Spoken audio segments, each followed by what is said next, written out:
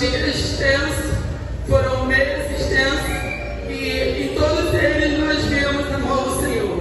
O testemunho da Fernanda começa no dia 3 de maio, quando eu tive um apagão visual, né? E eu não sabia que a minha pressão estava alta, pois eu sempre ia aos pré-natais e no dia do pré-natal ela estava normal. E durante uns 15 dias antes, né, eu comecei a sentir a minha visão embaçada. E no dia 3 de maio eu fiquei totalmente sem visão. Eu estava sozinha na minha casa, os meus filhos tinham vindo para o ensaio do Nova Geração, e naquele momento ali a minha filha não mexia mais. E eu comecei a orar ao Senhor e falando: Senhor, faz a minha filha mexer, porque eu não estou sentindo ela mexer durante o dia inteiro. E quando foi umas 7 horas, 7 e pouco, os meninos estão saindo para o ensaio, perguntaram: mãe, quer que eu fique com a senhora? Não, vamos para o ensaio. E eu continuei orando.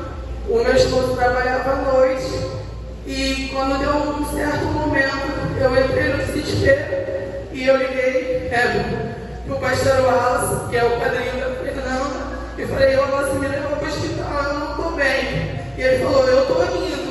Naquele dia, irmão, tinha tido um problema no WhatsApp, o WhatsApp ele não estava funcionando.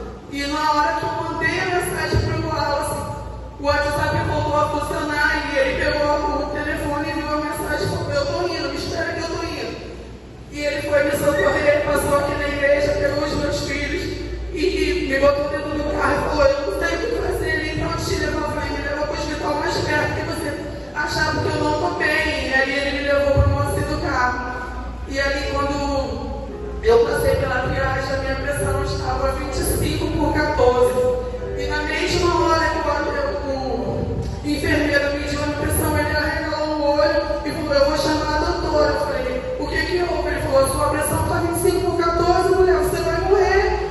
Aí ele correu para chamar a doutora, e a doutora me mandou passar na frente. E aí eles começaram o atendimento, e ela falou: filha, eu não tenho condições de segurar você aqui. O moço do carro não tem emergência para você. E não tem o seu bebê. A sua pressão está muito alta, você pode ter uma eclâmpsia. Mas a minha médica, a minha conduta médica, não me permite te liberar para ir para outro hospital, porque nós vamos perder você. E aí ela falou: você está com alguém? Eu falei: sim, eu estou com o meu compadre ali fora. Ela falou: entrega a sua bolsa, entrega a sua roupa e você vai internar. E assim eu fiz, entreguei a minha bolsa, falei: eu vou internar, chama minha mãe. E aí ele e o Vitor, que tinha ido comigo, ficaram meio atordoados, não sabiam o que fazer, mas enfim, me deixaram lá e vieram buscar minha mãe. E ali começou todo um tormento, né? Naquela noite ali foi noite de choro, de desespero, minha mãe ali do meu lado, e eles vinham me aplicar uma injeção, colocavam um remédio no meu soro, tentando me salvar, e nada, irmãos, a minha pressão não abaixava, ela não diminuía, ela não saía, ela não se mexia no lugar, e assim foi a noite inteira, eles tentando e nada. De manhã, quando mudou o plantão, a médica entrou ali naquele quarto e falou assim: nós temos que tirar a neném para poder tentar fazer alguma coisa. Isso foi de manhã. E a minha mãe falou: não, por favor, não tira não. Eu estava com 34 semanas. Ela ainda não está pronta. E a médica disse as palavras para minha mãe: mãezinha, nós vamos entrar numa reunião com a junta médica. E se ali for decidir que o melhor é fazer a cesárea, nós assim vamos fazer. E assim foi no decorrer do dia, né? E aí a gente oração, minha mãe orando, eu orando. As meninas do Anjadai estavam ensaiando na noite anterior. E ali se levantou um exército, e ali todo mundo orando, passando para o outro, pedindo para orar. E nós ali dentro daquele hospital, num desespero, porque os médicos não sabiam mais o que fazer. E aí quando deu 4 horas, a doutora voltou, chamou a minha mãe e falou: nós vamos levar ela, mãezinha. Aí minha mãe: mas a neném não está pronta. Aí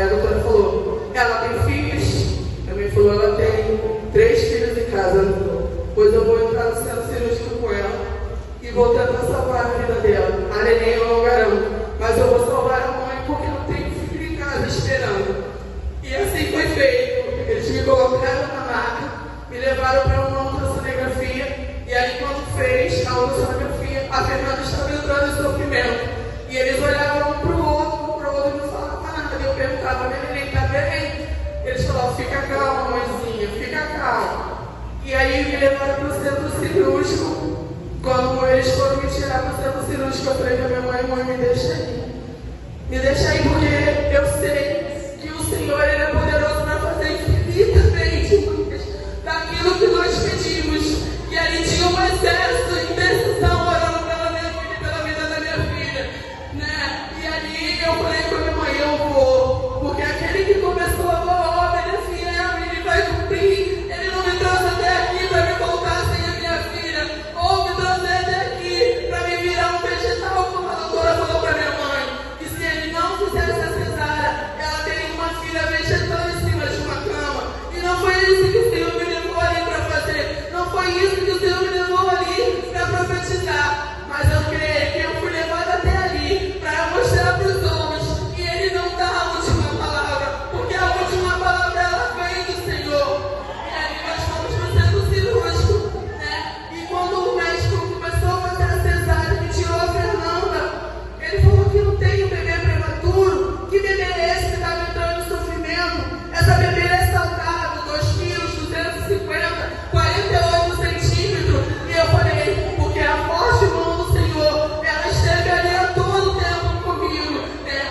Mas como para aumentar a nossa fé, para provar a gente que a gente, né, precisa ser totalmente dependente de Deus. Fernanda nasceu com uma anomalia. Todas as ultrações, nenhum problema, tudo tranquilo, eu tenho todas as ultrações. Fernanda saudável, tranquila, não tinha problema nenhum. E quando ela nasceu com uma anomalia que se chama anomalia ano-retal. Ela nasceu com o ânus fechado. E aí ela precisava de uma cirurgia, porque o canal da urina e o canal da fezes ela era no mesmo lugar. E ela não podia ficar 5 dias sem evacuar. Ou se ela continuasse evacuando no mesmo canal, ela podia ter uma infecção generalizada. E aí começou todo o nosso corre-corre, mas em nenhum momento deixando de crer que o Senhor era quem iria fazer algo naquele momento. Então, foi falado com a minha mãe, foi chamado o meu esposo, e minha mãe ligou para o meu irmão e deu uma notícia, e ele prontamente correu atrás, os conhecidos dele, que a doutora falou, ela tem 4 dias para fazer a cirurgia da colostomia, pois ela pode pegar uma infecção. E assim foi feito, irmão. Porque o Senhor, Ele nos dá sabedoria e estratégia. No 4º dia, o meu irmão conseguiu uma transferência para Fernanda, o Hospital da Criança, junto ao secretário da Saúde. E a Fernanda foi transferida para lá. E chegando lá, ela fez essa cirurgia. Para a honra e glória do Senhor, abriu-se uma colostomia, tirando o intestino dela da urina, separando. E assim nós ficamos lá, né? Quem é mãe de UTI, como a Lorane, sabe que é um desespero. Todo dia você vai, e todo dia você vem, e todo dia você vai, e você vem e deixa o seu neném lá. E eu de cesárea, Fernanda internada, num hospital muito longe.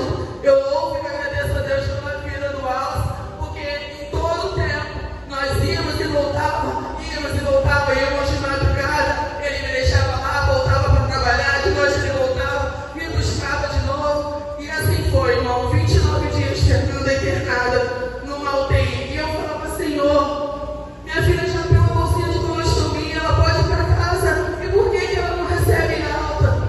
E um dia eu, na minha casa, lavando louça, e o Senhor falou, porque eu te levei ali para profetizar vida sobre aqueles bebês que estão ali no centro cirúrgico, estão ali internados numa UTI, uma mãe que está em desespero com um filho a ponto de morrer. E assim eu fiz, irmão. Na próxima visita eu fui, e eu cheguei lá, eu levantei as minhas mãos e eu profetizei sobre aqueles berços de UTI, vida sobre aqueles neném, né? E ao chegar em